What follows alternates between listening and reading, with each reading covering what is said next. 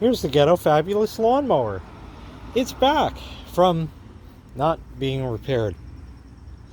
I brought it to the place, and the guy said, yeah, okay, no problem.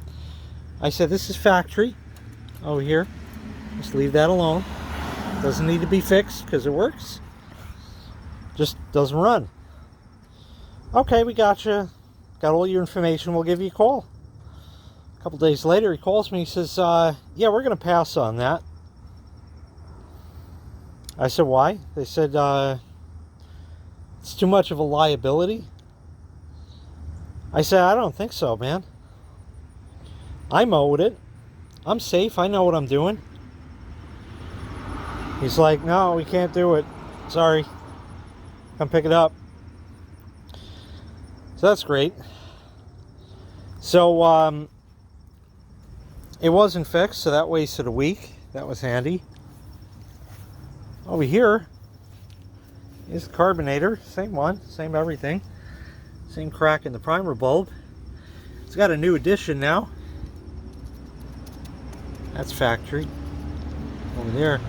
See, what happened was Lexmark's 567 showed up. I always thought that, you know, nobody likes it when you're down and out, but I get by with a little help from my friends. So there's your old music. We took the carb off. I got part of the way. I got the primer bulb, and I didn't get the next two bolts and actually remove the carb, but he did. I had an ancient can of at least 1980s, maybe 1990s GUMOUT carb and choke spray. Sprayed that down. That's the factory paint job that it leaves, so that's good. Sprayed it all out, and it does exactly the same thing. So it still doesn't run. Lex looked it up, and he found a carbonator and a primer bulb there, and I'll get those in, and then I'll see about fixing it myself or have my dad put it on or something. I don't know exactly yet, but in the meantime, the grass is in bad shape. So now I am having the Mow of Shame with an electric mower. This is Lex's mower. He brought it. It's a plug-in kind at least, so that's a good thing. Definitely saves the planet on noise, but that's about it. Other than that, it's not saving anything else. Seems like a royal pain, but he uses it occasionally, and it's, I don't know, it's come in handy or whatever. Came in real friggin' handy this time, so.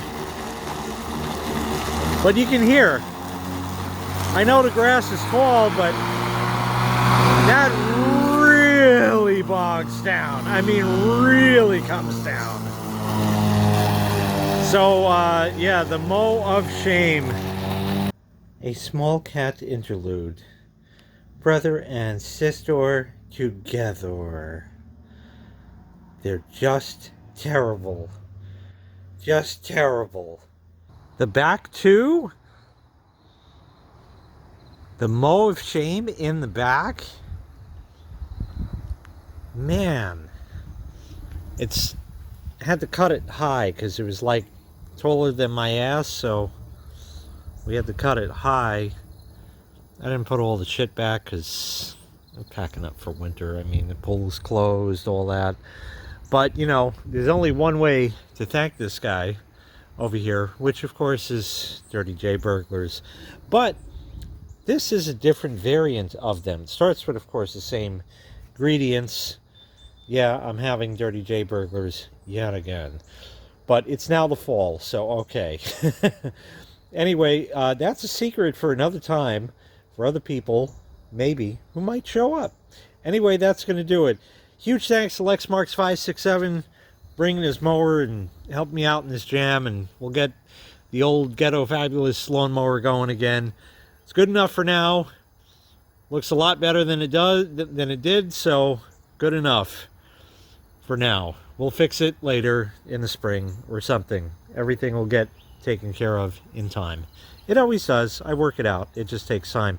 Huge thanks again to LexMarks567. Link in the description. Go subscribe. Hey, it's free. As far as I go, thanks so much for watching. I really appreciate it. Make sure you click like. Make sure you click subscribe. And I heard that